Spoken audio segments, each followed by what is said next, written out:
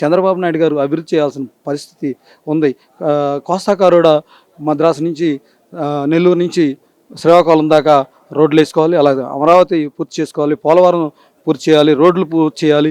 అలానే ఇక్కడ ఉన్న ప్రజలకి 3 లక్షల ఉద్యోగాలు 30 లక్షల ఉద్యోగాలు ఇస్తానని మాట ఇచ్చాడు. అవన్నీ కూడా తీర్చాలంటే చంద్రబాబు నాయుడు గారు మీరు ఏదైతే అంటున్నారో చంద్రబాబు నాయుడు గారు ఇంకా ఉండడు, నేను ఉంటాను. 30 సంవత్సరాలు ఉంటే 5 సంవత్సరాల్లో చేసిన అనుభవం, 9 సంవత్సరాలు చేసినటువంటి హైదరాబాద్ అభివృద్ధి, 5 సంవత్సరాల్లో ఆంధ్రప్రదేశ్లో చేసిన అభివృద్ధి చూశారు. నువ్వు తర్వాత 5 సంవత్సరాలు చేసిన అభివృద్ధి చూశారు. నువ్వు ఏమీ చేయలేదనే ఉద్దేశంతోనే నేను తీసుకొచ్చి పాతాళంలో 11 సీట్లతోనే మిమ్మల్ని అక్కడ పక్కన పెట్టారు. ఇంకా నువ్వు ఏదేదో మాట్లాడుతూ 20 ఏదో చూస్తానండి. ఏం చూస్తావు? నువ్వు ఏం చూడలేవు, నీ వల్ల కాదు. నువ్వు ఈ రాష్ట్రంలో ఒక పనికిమాలిన నాయకుడిగా నువ్వు స్థిరస్థాయికి ఉండిపోతావు తప్పితే నేను ఇంకోసారి ముఖ్యమంత్రిగా చూడాలని రాష్ట్ర ప్రజలు ఎవరు ఆశించట్లేదు. నువ్వు కూడా ఆశించొద్దు.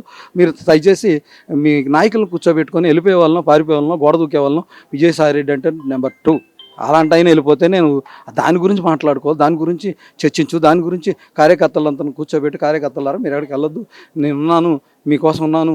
ఈ 5 సంవత్సరాలు కాకపోతే 10 సంవత్సరాల తర్వాత లేదా 15 సంవత్సరాల తర్వాత చంద్రబాబు నాయుడు గారు 15 సంవత్సరాల తర్వాత ఆయన వదిలేస్తాడు, లేకపోతే 20 సంవత్సరాలు ఆశించు. కానీ రేపు జరగబోయే 2029లో గెలుస్తానని ఆశించడం, ఆశపడడం చాలా విడ్డూరంగాను, ఆశాస్పదంగాను ఉంది. మీరు